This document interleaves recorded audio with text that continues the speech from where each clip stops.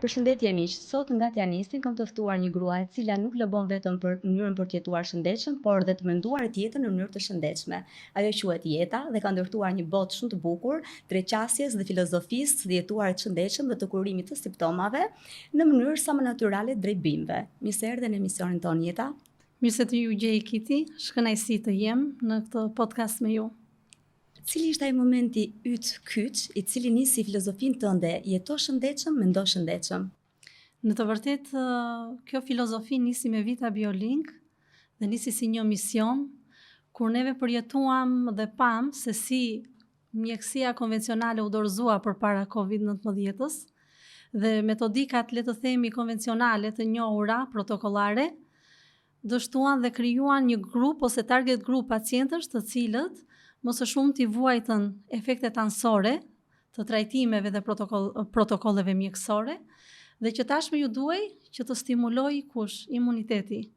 Dhe më bukur se sa pjesa naturopatike dhe natyra, rritja e imunitetit nuk mund të subvencionohet dhe të rritet përveç se duke u rikthyer origjinalitetit të njeriut që i përket habitatit të natyrës. Dhe kështu nisi ky mision. Dikush më ka pyetur pse jo të mendosh shëndetshëm, po të jetosh shëndetshëm. Po e ke bërë pak si në të kundërt, le të themi, kontraverse. Në të vërtetë, mendimet tona dhe mënyra se si funksionon sistemi nervor, por gjithë sistemi metabolik, lidhet me stilin e të jetuarit. Ky stil nuk është domosdoshmërisht vetëm me ushqimin, por edhe me rutinën dhe praktikat e thjeshta që na bëjnë ne të jemi të shëndetshëm. Për shembull, ky komunikimi sot së bashku është një praktikë e shëndetshme ku ne në një farë mënyre po zhvillojmë një seancë psikoterapie dhe po ndajmë emocione për të cilat na bëjnë mirë dhe na bëjnë të kuptojmë se kjo bota jon njerëzore nuk lidhet vetëm me fizikun, por le të themi trekëndshi trup, mendje dhe shpirt janë të pandashëm. Jeta, Shqipëria ka një klimë zyrtare, siç e dim, dhe normalisht edhe bimët medicinale janë të shumta. Ama numri i sëmundjeve dhe besoj pacientët e tu që vijnë janë të lartë. Si shpjegohet kjo? Kjo është një temë që unë e kam ngritur në shumë tematika që kam zhvilluar në Vita Bioling në lidhje me mënyrën se si ne shqiptarët jetojmë në një klimë dhe në një habitat kaq të përshtatshëm të vitaminës D, të bimëve medicinale ashtu si ju e prekët, të një ushqimi të mrekullueshëm që deri tani themi se kemi ushqim të mirë bio, nuk po themi 100% organik, po kemi ushqim bio, dhe përsëri kemi sëmundje dhe sidomos sëmundje të autoimune ose që lidhen me imunitetin. Është pikërisht mënyra që ne nuk ruajmë balancat e të ushqyerit dhe nuk gjejmë ingredientët për t'i miksuar ato si duhet në raport dhe në sasi dhe mënyrën se si neve nuk dim t'i përqasemi elementeve që na rrethojnë. Për shembull, le të marrim sherebelën. Sherebela është një bimë medicinale e cila më së shumti, përveç efekteve terapeutike mjekësore, po përdoret shumë në kozmetik. 80% e sherebelës tonë eksportohet në vende si Franca, Amerika, sepse ata e njohin benefitin e kësaj bime.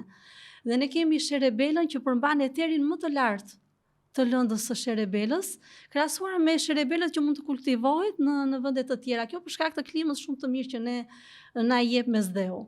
Por çfarë nuk kemi induktuar tek vetja? Nuk kemi induktuar edukatën që duhet filloj që në fëmijërinë e hershme se jeta dhe sëmundja janë dy gjëra krejt të ndryshme. Për shembull, koncepti sëmundje është një koncept që ka hyrë në shekullin e 18 shumë vonë, sepse në kohën e Hipokratit dhe më vonë ekzistonte, le të themi, sëmundja, por jo në konceptin e sëmundjes si ne e njohim sot që domosdoshmërisht shkaktonte vdekje dhe duhej trajtuar me medikamente. Ishte më shumë si një çrregullim që njeriu po ja lejonte vetes dhe nuk po e kontrollonte. E njëjta gjë po ndodh sot.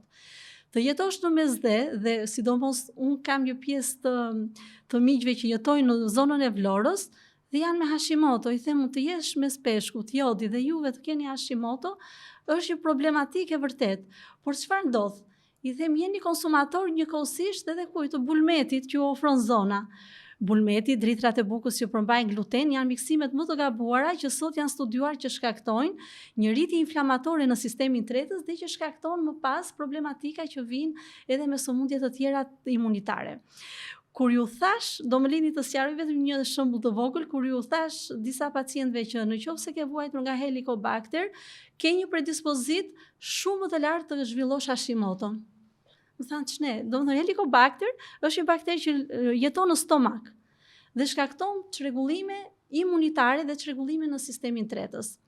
Por çfarë ndodh? Antitrupat që luftojnë ose që shpalosen gjatë infeksionit të Helicobacterit janë kaq të ngjashëm me antitrupat e tiroides. Dhe kur sistemi ynë imunitar fillon e lufton Helicobacterin, i jep një sulm alarmi dhe tiroides. Dhe nësë shumti, pacientët që kanë pasur një tiroide Hashimoto akute, kanë vërej që kanë kaluar infeksionin e Helicobacter pylori ose një infeksion të Epstein-Barr virus, për të cilin po flitet shumë dhe në disa studime të tjera, dhe që lidhen pikërisht me inflamacionin dhe me mënyrën se si ne nuk dim t'i përqasemi bimëve, ushqimeve dhe habitatit ku jetojmë. E qartë, jo gjithmonë të jetosh në mes dhe klima mesdhetare mund të jetë një dobiprurës, një faktor dobiprurës për trupin tonë. Për shembull, marrim rastin e anemisë mesdhetare. Do me thonë, ka njerëz që edhe pse jetojnë tek pjesa bregdetare e detit, kanë shumë të theksuar anemin, dhe që njihet si anemi mesdhetare. Do me thonë, si ta mbajnë balancën të tillë njerëz që kanë këto lloj. Këto anemi janë anemi të cilat anemia mesdhetare është një anemi habitati. Pra është një anemi që gjenetikisht pacientët nuk kanë rrugëzgjidhje tjetër ose nuk kanë mundësi tjetër të zgjedhin, është për shkak të oksigjenimit, nivelit të oksigjenit në nivel qelizor që trupi përjeton dhe që bën që rruazat tona të gjakut mos të kenë atë normalitetin, por shpalosin këtë që quhet anemia mesdhetare. Domethënë është si një flutur e bardhë e cila do jetoj kur bëhen ato eksperimentet në biologji. Nëse e çon pranë një fabrike që lëshon dioksid karboni, kjo flutra e bardhë do i përshtatet dhe do kthehet e zezë, pra do kamuflohet dhe të jetojnë në atë habitat. Mesdhetarëve ju ka rënë, le të themi, në pjesë, në hise të jetojnë në këtë vendin këtu, që zhvillon gjenetikisht sepse është diçka që trashëgohet të jetë, por nuk është një anemi që realisht është problematike, menaxhohet shumë mirë, pra mbahet në kontroll, pra. Kemi anemin, por kemi dhe një target group shumë të mirë ushqimor që këtë anemi e mbajnë në stabilitet për mos t'u agravuar, sepse po të kishim jetuar në Alask, një njeri me anemi mesdhetare nuk do ta kishte, le të themi, prioritetin. Ose do kishte anemi mesdhetare, po të jetonte në Alask. Le ta marrim sikur një pacient me anemi mesdhetare ta çojmë në Alask e ka më të vështirë se sa të jetojë në mesdhes se sa në një zonë tjetër.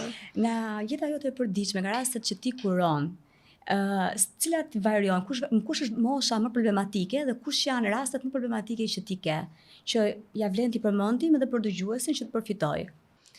Unë gjithmonë, nëse se përmend diçka në Vita Biolink në lidhje me diagnozën, bëj atë që bën Hipokrati. Përpiqem të studioj psikologjinë e njeriut dhe midis të tjerave të nënës.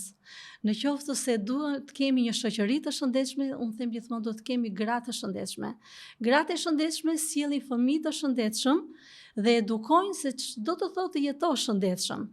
Dhe thirrjet vjen gjithmonë tek nëna dhe me nënën vjen tek fëmia, sepse ky grup që po jeton sot i fëmijëve tanë në këtë industri të madhe ushqimore, sepse ne jemi brezi që nuk e kishim privilegjin e të paturit ushqime të shpejta, ushqime që merren dhe gjenden në çast. Ne do ta prisnim portokallen kur e kishte sezonin portokallja dhe do ta konsumonim mollën kur e kishte molla sezonin. Kurse sot fëmijët tanë prej OMG-s dhe hibrideve që qarkullojnë e kanë ushqimin gjatë gjithë vitit që nuk është një ushqim stinor, nuk është një ushqim i kontrolluar dhe kjo e ka bërë që fëmijët të kenë probleme të cilat problematika shëndetësore që ne mund t'i kemi shpalosur tek moshat mbi 50. Pra në qoftë se para 30 viteve, që është një kohë shumë e afërt, problematika të sëmundjeve që shpaloseshin në moshën mbi të 40, 50 e sipër, neve kemi sot fëmijë me diabet sekondar. Në një moshë shumë të hershme. Po edhe vështirësia e kurimit është më e gjatë dhe më e vështirë për këto lloj simptomash apo jo, në krahasim me të tilla simptoma të shfaqura para disa vitesh. Për shembull, meqense zurëm si shembull diabetin. Diabeti sekondar, duke qenë se është quajtur sëmundja e shekullit, nuk po njeh një grup moshë të caktuar. Deri dje ne i quanim diabetik sekondar pacientët të cilët kalonin prej keq-ushqyerjes mbi të 40, 45 vjeç, 50 vjeç në diabetik. Sot kemi fëmijë. Pse vjen kjo? Kjo vjen pikërisht nga keq-ushqyerja. Ka të bëjë shumë se si fëmia jo kur lind, po që kur është embrion në trupin e nënës, mënyra se si nëna ushqen veten, ushqen edhe fëmijën. Toksikimi është një faktor tjetër. Jetojmë në një mjedis shumë të toksikuar. Në një mjedis që unë i them jemi toksor, që po jetojmë në Mars. Dhe kjo na ka bërë që shumë pjesë gjenetike, metabolike, struktura qelizore, ti kemi të disbalancuara dhe ti përqasen tashmë këtij çrregullimi dhe stresi që vetë ne kemi stimuluar. Dhe në qoftë se duam që një sëmundje kronike, një sëmundje imunitare të izolohet, e vetmja gjë është të rikthehemi një stili të jetuarit shëndetshëm. Kjo është dhe filozofia jote që ti lëbon faktikisht në rrjetet e tua sociale, sepse në përgjithësi, kur ne shkojmë te doktori, ne marrim medikamentin që bën vetëm izolimin. Apo jo? Po. Edhe nuk e kuron në brendësi, apo le të themi më jetë gjatë simptomat e kësaj sëmundje. Dhe prandaj lobimi jo drejt një jetese të shëndetshme, drejt bimëve, drejt krijimit të imunitetit është kaq i rëndësishëm në mënyrë të tillë që simptomat e kësaj sëmundje të mos jenë, jo vetëm të izolohen. Patjetër, Kiti. Një ndryshim midis mjekësisë naturopatike dhe asaj konvencionale është që mjekësia konvencionale vlerëson vetëm simptomat, kurse mjekësia naturopatike vlerëson shkakun. Cili është shkaku që ka zhvilluar simptomat? Mjekësia konvencionale nuk merret me shkakun, sepse ka zgjidhur në bazë të një piramide dhe strukture të një sistemi të tërë, që në qoftë se një pacient vuan nga sistemi i tretës, do të drejtohet te gastroenterologu. Por askush nuk e pyet këtë pacientin në qoftë se ka një stil të shëndetshëm të jetuarit, ku jeton, çfarë ujë konsumon, çfarë ushqimi konsumon. I gjithë kjo e bën një qenie biologjike që ne duam apo nuk duam, jemi të varur nga faktorë të tjerë që kanë të bëjnë me stilin dhe të jetuarit. Sa të vështirë kanë pacientët e tu të besojnë ty me këtë mënyrë qasje që ti je dhe që ti ofron. Duke qenë se ne jetojmë normalisht në një kohë që marketingu bën punën e vet dhe normalisht je pak në kontradikt me medikamentet, me farmacinë, me shumë njerëz të tjerë që le të themi ka një lloj konflikti. Sa të vështirë kanë pacientët edhe sa të vështirë ke ti për të qenë sa më e kuptueshme ndaj pacientëve. Nëse ka qenë një rrugëtim shumë i bukur, rrugtimi që neve kemi sjell nëpërmjet filozofisë jeto shëndetshëm, mendo shëndetshëm në Vita Bioling, ka qenë kur kemi edukuar nënat në lidhje me temperaturën dhe kalimin e virozave. Dhe këtu do kuptojmë pasaj se si neve i përqasemi nënës dhe familjes në tërësi. Kur na kontaktonin nënat që kishin temperaturë të lartë dhe kalonin Covid, sepse Covidi u bë më pas si një gjë shumë normale, mund të kishe kaluar Covid dhe 2-3 herë gjatë vitit, me simptoma më të lehta, por ishte pjesë le të themi e kësaj patologjisë që neve kaluam. Dhe ju thoja nëna, mos u trëm se temperatura është një refleksion imunitar për të cilën trupi është duke stabilizuar parametrat e vet. Përpiqu ta kalosh me një çaj, me një propolis, me një vaj të farës së zezë dhe për 72 orë. Nëse kjo gjendje nuk është normalizuar, atëherë do shikojmë të kanalizojmë në logjika të tjera mjekësore. Dhe nënat që rinin me temperaturën deri në 38, shkonte 38 e një vit, thoshin jeta ika vajte 2 vija, 3 vija. Qetëso, prit sepse trupi do kohë që të menaxhoj çfarë po përjeton, është si një termostat. Ne nuk e lëm që të arrijë pikën dhe të arrijë pikën kulmante që të krijohen antitrupat apo jo. Ne direkt duhet të lëm trupin që të krijojnë antitrupat, por trupi do kohën e vet që ta krijojë këtë gjë. Është njësoj si ne kur jemi në një gjendje stresi, të gjithë duan që na shikojmë që të jemi mirë, po duam kohë që të përmirësohemi dhe i themi na lini pak sa ti rikthehemi balancave. Dhe kjo ishte në fillim ishte shumë mosbesuese për nënat. Që të kaloje temperaturën pa përdorur antibiotik, ishte realisht një mrekulli, sepse kishin fëmijë që brenda një vjeçari kishin përdorur 3 herë antibiotik. Ndërkohë që antibiotiku fiton imunitet, dhe rezistencë dhe nuk ka me efektin e duhur. Efektet anësore më pas shpaloseshin në sistemin tretës, kishin fëmijë më pas me dermatit atopik ose me ekzema të lëkurës që vinin pikërisht si problematika të sistemit tretës. Dhe kishin fëmijë më pas që ktheheshin ose shndërroheshin në alergji kronik, që nuk ishin as edhe një lloj lidhje me alergjin, po thjesht fëmia nuk ishte testuar për një streptokok në pjesën e kavitetit oral ose në zgavrën nazale të një stafilokoku. Dhe kishin fëmijë që merrnin kortizonik, kishin fëmijë që përdornin pompa alergjike, pa qenë domosdoshmërisht alergjik, po thjesht kishin pas një infeksion kronik të patrajtuar siç duhet dhe nuk i kishin rritur imunitetin. Rritja e imunitetit e predispozon njeriu të rikthehet në natyrshmëri, të rikthehet në origjinalitetin që është krijuar. Njeriu është qenia më e bukur, me të cilin mund ta çosh kudo në glob, në tokë, dhe të përshtatet dhe të jetë dominant. Ndryshe nga një krijesë tjetër. Ka pas raste që stresi ka qenë faktor kyç për krijimin e këtyre simptomave sëmundjeve tek pacientët e tu? Te shqiptarët 70% e simptomave vijnë nga stresi dhe nga kortizoli i lartë. Neve kemi, në qoftë se do pyesim ç'do të thotë mendo shëndetshëm, çfarë është qenia e njeri, në të ka analizë që e saktëson këtë gjë apo? Po. Ka analizë që lidhet me kortizolin, me matjen e kortizolit, ka analizë që ka të bëjë me rezistencën e insulinës. Dhe të gjitha më pas vërtetojnë dhe nëse juve parametrat ju dalin në rregull dhe trupi jot po jep sisteme alarmi që diçka nuk po ecën si duhet, jeni e sigurt që niveli i kortizolit është shumë i lartë. Edhe pse në analizë, që mund të jetë bërë një analizë dhe matjes hormonit, mund të rezultojë që gjithçka është normale, por në të vërtetë trupi është në disbalancë të vërtet hormonale. Siguron stresin jeta? Komunikimi. Në qoftë se ka një element ose një veprim që shqiptarët e kanë pasur shumë mirë të zhvilluar, por tashmë e kanë humbur për shkak të rrjeteve sociale, për punën dhe impenjimet që e kanë të përditshme shumë me orë të zgjatura, kanë haruar të komunikojnë. E dini ju pse shqiptarët nuk e njihnin fare konceptin stres para 90-s? Sepse shqiptarët ishin shumë komunitar. Mjaftonte të trokisje te dera e komshiut, dhe do pije një kafe, do konsumoje një bisedë, do ndaje një shqetësim. Kjo ndodhte edhe me familjarët e ngushtë dhe familjarët e largët, dhe çfarë ishte kjo në të vërtetë ajo që ne quajmë sot në mjekësi, çfarë? Terapia e grupit. Terapia e grupit ishte pikërisht kjo jeta komunitare me të cilin individët shpalosnin komunikimin dhe nxirrnin ato problematikat që i shqetësonin dhe merrnin dhe mendime dhe zgjidhje, qoftë kjo për shëndetin apo për problematika sociale.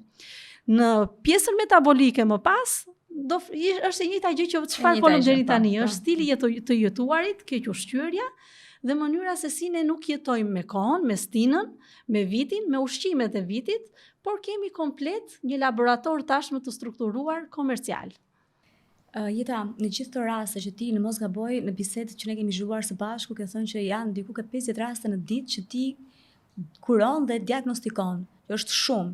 Duke marrë parasysh që nuk je thjesht një mjeke që jep receta apo shikon në mënyrë të përgjithshme, por ti hyn në brendësi dhe shkaqeve që kanë çuar këtë lloj sëmundje dhe pastaj kurimit natyral normalisht.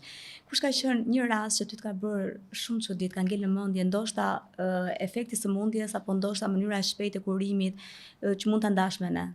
Kanë qenë disa raste, sidomos raste që vinë me pacientët që kanë kaluar, le të themi, një traumë të madhe nga sëmundjet kancerogjene tumoriale, që janë nështruar dhe kimioterapisë, apo pacientë të cilët kanë kaluar një sëmundje realisht që ka qenë në pragun midis jetës dhe vdekjes, dhe këta pacienti duhet t'i ngresh një shpirtërisht për të kuptuar që koncepti vdekje nuk duhet të ekzistojë tek njeriu, por duhet të ekzistojë se si ne të rigjenerojmë atë çfarë humbëm.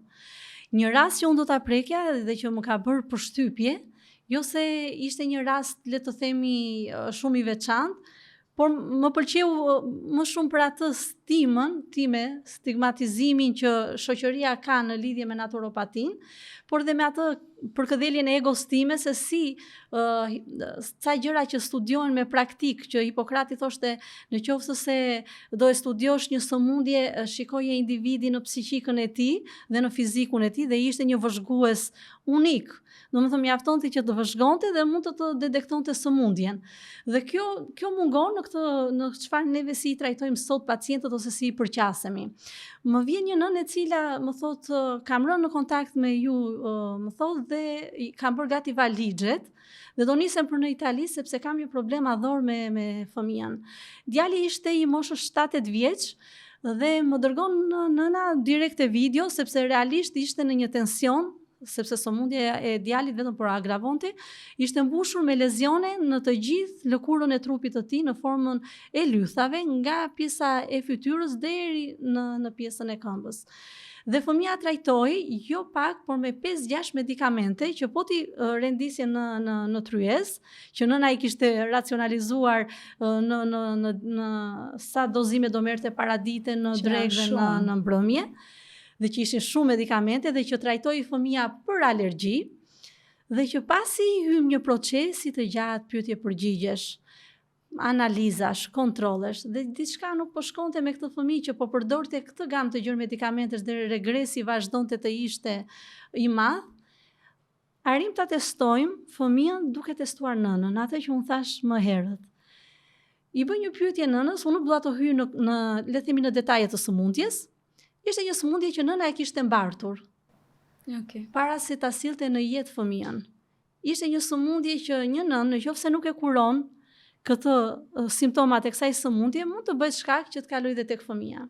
Dalin nga ajo që tham pak më parë, pra që një nën duhet të kurohet dhe duhet që të jetë sa vite duhet që të kurohet dhe të mati të gjitha parametrat e saj për të sjellë një fëmijë të shëndetshëm? Po, një nën që të sjellë në jetë një fëmijë të shëndetshëm duhet minimalisht 2 vite. Minimalisht. Sepse 5 vite do ishte ideale. Flasim detoksifikim, trupe. Dhe rritje imunitare. Flasim vetëm për gjëra të prekshme, le të themi që janë shëndeti, leje më pastaj për mendsinë, mentalitetin, edukimin. Patjetër. 2 deri në 5 vite. Patjetër që po. Dhe jo pa shkak, le të themi bota jashtë nesh, ajo bota më e madhe jashtë kufive të Shqipërisë, ka zhvilluar shkolla. Të mirëqëna, se si të edukojmë nënat, jo vetëm nënat, por edhe baballarët, por kur flasim për nënën, kur flasim për nënën, nga që nëna është shumë herë më e lidhur me fëmijën. Është më shumë edukuese në procesin e ditëpërditshëm. Procesin metabolik, po, patjetër. Rasti i personit? Dhe rasti i fëmijës, pasi e kemi diagnostikuar nënën, diagnostikuan fëmijën dhe rezultuan që të dy ishin bartës të një sëmundje. Dhe deri, do me thëmë, për aq vite sa fëmia ishte kuruar për alergji, kishte gjetur. Askush. Kishte marrë një grup me medikamente, pa në kontekstin e asgjëje. Po këto medikamente pastaj nuk kanë efekte të tjera anësore, sidomos se ti i merr nëse nuk e ke atë lloj sëmundje? Patjetër, sepse imuniteti i fëmijës kur ne e kemi marrë në trajtim ka qenë shumë i ulët. Dhe na është dashur fillimisht të rrisim imunitetin dhe më pas të hyjmë në proces detoksifikimi. Jeta, përveç se ti merresh me kurimin e sëmundjeve, ti merresh edhe me disa produkte që i krijon me shumë dashuri, janë aq të mira, saqë nuk e di a i ngatron ndonjëherë se të vjen ti hash, janë ato sapunët e tu bio, kremrat bio që ti përdor. Sa të kujdesshme, sa të ndërgjegjshme janë, sidomos gratë, se besoj se konsumatorët më të mëdha janë gratë të cilat i përdorin. Sa është kjo ndërgjegjja për të përdorur produkte bio dhe sa rëndësi ka? E bukur e teknologjisë edhe zhvillimit, le të themi, të teknologjisë ka dhe efekte pozitive, jo vetëm negative. Tashmë rrjetet sociale kanë ofruar informacionin e nevojshëm që në një farë mënyre të edukojmë brezat, duke filluar nga brezat më të rritur dhe ata më të vegjël që do edukohen nga ata më të rriturit. Kështu që ajo çfarë kemi arritur sot është që realisht kemi filluar të kuptojmë që në këtë komercializmin e madh është më e mira ti përqasemi natyrshmërisë dhe produkteve natyrale, produkte që nuk përmbajnë kimikate, që janë kaq të ngjashëm gjenetikisht me ne. Sepse kur flasim, themi të përdorim për shembull vajin esencial të sherebelës ose të përdorim vajin e kastorit, por bima është kaq e ngjashme me ne në strukturën se si zhvillon proceset e veta dhe filozofin madje, se dhe bimët kanë një intelekt të tyre që ngjason shumë me inteligjencën tonë. Kur i filluam të përdorim produktet e bletës, ne verisim kemi dhe produktet e bletëve tona, që kur filluam produktet e bletës, unë i thoshja bleta është shumë herë më inteligjente se sa ne njerëzit, sepse bleta nuk shkon të konsumoj ujë në një pellg ose në një burim ujë që ka lënë toksike, largohet.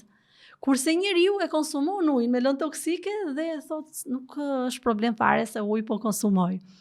Pra inteligjenca e natyrës, natyra na ka mësuar që realisht duhet i përqasemi dhe ta ta shfrytëzojmë në të mirë dhe pa e dëmtuar. Kjo është kryesorja. Pa dëmtuar. Dhe produktet që ne sjellim janë produkte që unë gjithmonë i sfidoj. Nëse një produkt, le të marrim një antidjers, rollon, deodorant, si i quajmë në përditshmëri, merre konsumoje. Ato që unë sjell në produkt ose në formul. Nëse produkti nuk konsumohet, nuk është një produkt organik dhe nuk është një produkt bio. Kurse unë i sfidoj, merre konsumoje produktin në sytë e mi. Me të vërtet? Patjetër që po. Është një produkt i konsumueshëm dhe unë do të sjell një produkt që trupi jot. Jam shumë në rregull unë kur them që të vjen ti hash, domethënë, se është kjo ndodh edhe me kremrat, kjo ndodh edhe me serumet, kjo ndodh me çdo produkt që vjen. Nëse produkti nuk është i konsumueshëm, duhet mbajtur sa më larg, sepse ka element kimik. Po, në fakt në këtë kohë që ne po jetojmë, marketingu shpesh të jep produkte bio, natyrale, organike. Po një konsumator i thjeshtë si ta dalloj? A janë me të vërtet bio dhe organike apo jo? Kjo është një tematikë që do shumë orë të flasim, edhe do shumë studim, dhe do reform mbi të gjitha. Reform që nuk nis nga një njeri, nis nga politikat, politikbërjet, dhe mënyra se si duhet të rregullojmë këtë tregun, le të themi, ose përqasjen e produkteve që klasifikohen bio, bioorganik ose produkte ekologjike të tjera. Është një gamë e gjerë klasifikimi. Nëse se ti blen një produkt në supermarket, le të themi, ose në një qendër tregtare, gjëja e parë që të vjen natyrshëm është të lexosh produktin. Normalisht pjesa e produkteve që përmbajnë element biologjik të konsumueshëm mund të shënojnë 80% produkti është me element biologjik ose me element bimor dhe pjesa tjetër janë ato elementet kimik, por ke edhe produkte që janë totalisht kimik. Për shembull, mua më ka rastisur që më kanë sjell një krem ose një produkt kozmetik që kur është hapur ka pasur një aromë shpërthyese lavanderi. Por po të lexosh elementet kimik, ajo është thjesht një parfum sintetik i përdor, nuk është asnjë parfum biologjik, pra që unë e marr lavanderin, e përpunoj në proces distilimi, nxjerr eterin, e përpunoj. Totalisht sintetik. Pra është një lloj arome që imiton lavanderin, truri jote e njeh atë aromë se e ka nuhatur lavanderin, dhe kur e merr produktin, i dhuron atë kënaqësinë sikur është mes lavanderit. Por në të vërtetë, ai është një produkt kimik dhe truri jot po kompromentohet. Pra ti po e gënjen trurin tënd, po i jep një element që ai kur të futet nëpërmjet, se duhet të dim, një element kimik, qoftë edhe nga pastat e dhëmbëve, qoftë nga një locion trupi, qoftë edhe nga një krem, 70 deri në 80% penetrohet nga lëkura. Studimet flasin 60-70, por edhe më shumë. Penetrojnë nëpërmjet lëkurës dhe shkojnë në sistemin limfatik të gjakut. Pra çfarë do lloj gjëje që ti jep trupit tënd si jashtëmi, dije që e ke kaluar në pjesën metabolike të brendshme.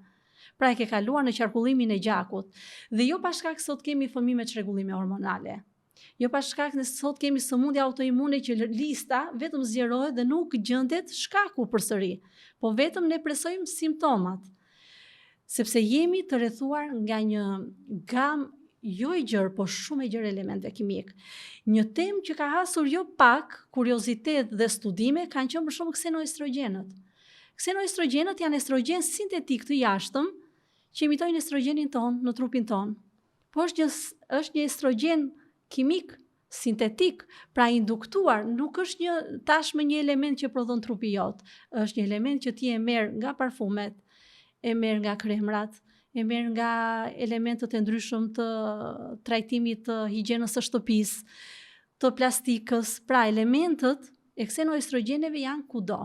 Këto ksenoestrogen hyjnë në qarkullimin e gjakut, imitojnë estrogenin ton dhe sjellin çfarë? Më pas disbalanca, sepse truri dhe trupi jon është krijuar që të prodhoj kaq sasi të një lënde.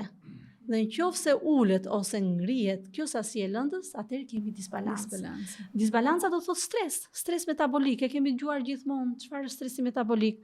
Stresi metabolik është të prishim balancën. Ti japim trupit diçka që trupi nuk e mban dhe nuk e përpunon dhe nuk e sintetizon. A ke kliente që kërkojnë më bëj jeta një krem që të më bëj 20 vite më të re? Dhe unë i them, sa vite ke në kequshqyrje? Dhe më thonë, tani, doktoresha, lëre këtë pjesë, po na thuaj si të bëjmë. Dhe unë i them, sa vite ke në kequshqyrje? Nëse ti je një zonjë që ke 20 vite, 15 vite, 5 vite në keq ushqyerje, ty të duhet kaq kohë të rikthesh në balancë dhe shumë kohë të përdorësh pjesën estetike që është thjesht një një shtesë, një mirëmbajtje në atë kulturën e përditshme. Ne po të pretendojmë që të vendosen produkte sado bio të jenë, patjetër, pa pasur një ushqyerje shumë të mirë pra. Gratë e zonjat, po jo vetëm gratë e zonjat, se historia është shumë e bukur, historinë duhet ta studiosh me periudha të caktuara dhe ti shikon se si njerëzimi në periudha të caktuara i është rikthyer origjinalitetit ose është larguar nga origjinaliteti dhe kanë bërë dhe çuditëra. Për shembull Kleopatra është shembull i bukurisë. Po Kleopatra, po ta marrim ta studiojmë si figurë, ishte një figurë që karavanet e Kleopatrës ose anijet që lundronin në det mbanin aromën e trëndafilit të roza damaskenës ose trëndafilit Damaskut, sepse ajo e përdorte si një ujë tonifikues në banjat që kryente në përditshmëri. Por te Kleopatra ne gjim gjithashtu edhe çfarë? Gjim dhe lapsat e syve ose kremrat me përmbajtje plumbi ose të zhivës që ishin element toksik. Dhe në Egjiptin e lashtë ne kemi për shembull në vdekshmëria ka qenë diku te mosha 27 vjeç. Ishte një vdekshmëri në periudha të caktuara, flasim gjithmonë. Pse? Sepse mendohet që kohli syve që përdornin kishin një sasi shumë të lartë plumbi. Por nuk ishte vetëm plumbi, ishin dhe elemente të tjerë që kozmetika e Egjiptit në disa vite ka qenë më zhvilluar se sa sot. Kërkonin atë të kuqin e buzëve të ishte shumë i kuq, lapsin e syve shumë i zi, dhe kemi dhe ato, le të themi, hieroglifet, pikturat e faraonëve të Egjiptit me sytë e pikturuar që kanë qenë shumë të zinj. Kështu që gjithçka është një cikël. Neve largohemi nga cikli, prishim balancat dhe kur e shikojmë që ne skemi nga t'ja mbajmë, le të themi kështu shqiptarisht, i rikthemi përsëri natyrshmërisë. Jeta nëse do krijoj një krem kundra negativitetit, cilat do ishin përbërësit? Janë disa bimë që do ndihmonin shumë në një terapi. Për shembull sot aromaterapia është futur si një terapi më vete. Për shembull zonjat, unë do e nis me zonjat që kalojnë në periudhën e vështirë të menopauzës. Periudha e vështirë e menopauzës për një pjesë të zonjave zhvillohet me simptoma neurologjike të theksuara. Kanë shenja depresive. Më fal që edhe numri është ulur apo jo? Në vitet e mëparshme ka qenë më i lartë numri mosha e menopauzës, kurse vitet e fundit sipas studimeve ka pasur një rënje të moshës. Pikërisht sepse janë ato çrregullimet hormonale nga toksikimi që neve folëm. Dhe në qoftë se do bënim një terapi, le të themi aromaterapi, lavanderi shqipari. I dyti do të jetë patjetër sherebela. Dhe është edhe një vaj tjetër, sidomos për pjesën e zonjave që kanë, jo vetëm zonjave, por edhe vajzave që kanë shqetësime hormonale, Vitex angus. Është një vaj esencial, i cili është mrekulli i bërës. E kemi ne në Shqipëri? Jo, nuk e kemi ne në Shqipëri, por unë e kam sjell, le të themi, si produkt, duke njohur përfitimet e këtij vaji. Dhe si historik është përdorur më shumë, le të themi, nga klerikët, të cilët nuk martoheshin dhe donin të shtypnin pjesën e tyre hormonale, libidon, dhe përdornin të vaj. Dhe te gratë ka një efekt shumë të mirë, pra ka efektin e kundërt, rrit libidon, rregullon hormonet e të tjerë. Por le të qëndrojmë asaj që ne na ofron habitati jon, që janë pikërisht lavanderi, sherebela, lulja eteri që del nga lulet e portokallit, që është një mrekulli, vaj esencial i portokallit, që të gjitha së bashku po të miksohen dhe të dish se si ti sjellësh, krijojnë një aromaterapi të shkëlqyer. Madje mua shumë herë kur marrin përdorin një krem, thonë përveç se po trajtojmë lëkurën, ndjehemi shumë të lumtura shpirtërisht. Nga aromaterapia pra e këtyre kremave. Jemi më të qetë, mjaftojmë ngrihemi nga gjumi me nerva dhe sapo aplikojmë kremin, jemi të relaksuar për të nisur ditën. Shumë mirë. Jeta, me çfarë çaje nis ditën ti? Ose kush është një çaj që ne duhet ta kthyesim në rutinën tonë, me patjetër, që e kemi flasim gjithmonë edhe në trojet tona në Shqipëri pra. Siç e thatë edhe ju, neve jetojmë ose një bimë që ne kemi me shumicë, por nuk ja dim vlerat. Që jetojnë me njeriu në atë habitat të caktuar Kanë dhe efekte pozitive, kanë dhe efekte negative, po duhet i njohësh, por më së shumti janë pozitive. Sidomos ato bimë të cilat hyn le të themi në produkte ushqimore. Për shembull, kamomili nëna tona e kanë përdorur gjërësisht. Sherebelën gjërësisht, lavanderin po ashtu. Pra janë produkte ushqimore që ne i njohim edhe si ushqim i përditshëm në përditshmërinë tonë. Unë personalisht e nis me çajin e 30 bimëve. Kjo nuk është për reklam, po është realisht një çaj që unë e kam sjellë në Vita Biolink me 30 bimë, të cilat janë 30 bimë që kanë një funksion të caktuar në trup. Në këto 30 bimë janë bimë vëndase, endemike, që ne i gjejmë në rajonin ton, po ka dhe bimë që vinë nga Azia, të cilat gjithmonë janë bimë që njihen, që janë të përshtatshme për përdorim të përditshëm. Sepse ne kemi në mjekësi naturopatike dhe në botanik neve kemi një gamë të gjërë bimësh që dhe janë përdorur po kanë efekte anësore dhe kjo për shkak le të themi të sakrificës. Do thoni ju çfarë sakrifice. Për shembull pak më parë neve diskutuam në lidhje me këtë lulen që kemi pas shtëpinës tonë dhe do të sjell një histori shumë të bukur të historisë së kozmetikës së grave. Okay. Kjo bima që ndodhet pas shpinës tonë është shumë e ngjashme, nuk është ajo vetë si bimë, por shumë e ngjashme me një bimë që quhet Belladonna.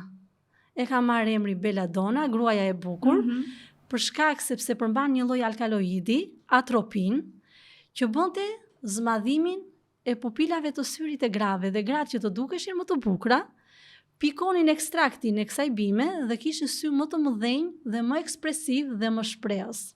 E ke sjellën në Shqipëri të jeta këtë Kjo në bimë nuk përdoret në përditshmëri dhe prandaj po e sjell si shembull, domethënë nga kjo gamë e gjerë, ato çfarë ne i kemi si bimë ushqimore ose që i njohim efektin e mirë, janë disa bimë që nuk mund të përdoren. Dhe kjo bimë ka efekt paralizues, irriton të sytë, por sot përdoret në mjekësi. Për shembull në çrregullimet morfologjike të optikës, oftalmorfologjike, mjekësore, pra jo estetike. Temën të syve, keni parasysh kur bëjmë një vizitë tek okulisti dhe hedhim një ilaç me pika tek syt? Alkaloidi atropin, që është përdorur në le të themi në farmaceutik, ngjason me atropinën e kësaj bime. Pra e ka marrë shkakun nga kjo bimë. Sepse bën paralizën dhe zmadhimin e pupilave të syrit. Jeta, kush janë 3 këshillat që njerëzit duhet i dëgjojnë patjetër nga ty? E para do të ishte ajo që unë e ceka dhe në fillim të bisedës, është komunikoni sa më shumë. Komunikimi është terapia më e mirë që njerëzit duhet të bëjnë. E dyta padyshim është të flënë gjumë në orare të rregullta, sepse dhe këtë cikël ne kemi harruar. Dhe treta kryesore është të ecin sa më shumë. Do thuash nuk na i zure ushqimin. Pse? Sepse mund të jetë edhe me gjatë lista. Thash 3 që ne duhet i kemi patjetër me prioritet, por nëse është me gjatë, nëse ecën dhe kryen aktivitet fizik, duhet të dim që truri jon dhe gjithë sistemi jon metabolik çliron dhe largon kortizolin. Sa më ulët jetë niveli kortizolit, aq më shëndetshëm jemi dhe me ushqyerjen. E keni vënë disa gra kur konsumojnë një herë të ëmblën, pastaj duan të kripurën, pastaj nga e kripura tek e ëmbla kanë disa çrregullime ushqimore me kërkesat ushqimore, sepse kanë kortizol të lartë. Qofse fillojmë edhe ecim, qofse fillojmë komunikojmë, ulim stresin, ulim kortizolin, të jesh e sigurt që njeriu do kërkoj të jetoj shëndetshëm dhe të konsumoj ushqim të shëndetshëm. Madje është dhe një filozofi e tillë që thuhet, mund të abuzosh me ushqimin, po mjafton krye aktivitet fizik dhe ec. Sepse disbalancon. Prandaj ndoshta njerëzit më përpara kanë pas ecur shumë, kanë për shkak të distancave të larta dhe për shkak të mjeteve të transportit dhe kanë qenë më të shëndetshëm, arsye më shumë, po dhe kanë punuar në terren. Kanë punuar në terren, e kanë prekur bimët me dorë, kanë tokën me dorë, këmbët e tyre kanë prekur tokën, që kjo njihet. Kështu që është një terapi që çliron totalisht energji negative dhe kortizolin dhe të rikthen në natyrshmëri. Jeta të falenderoj shumë për bisedën që ti kishe dhe për pranimin tënd në këtë podcast. Ishte një kënaqësi Kiti. Faleminderit juve për ftesën. Faleminderit miq që na ndoqët, që jemi në episodet e tjera të podcastit Nga t'ja nisim.